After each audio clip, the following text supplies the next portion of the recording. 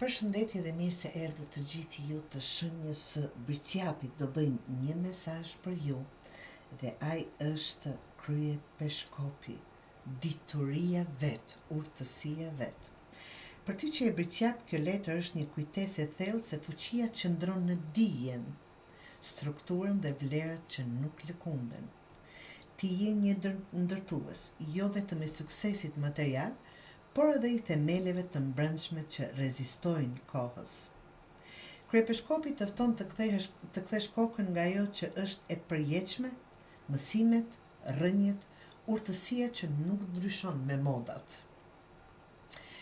Kjo letër flet për traditat që ushqejnë shpirtin, për dijen që nuk është thjesht informacion, por urtësi që jetohet. Mund të ndihesh ndoshta i thirrur tani për të ndarë atë që di, ka dikush nevojën për ndihmë, për të qenë udhërrëfyes apo për të ndjekur një rrugë më të thellë shpirtërore.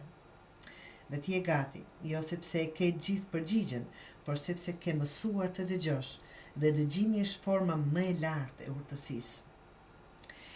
Mos e nënvlerëso rolin tënd.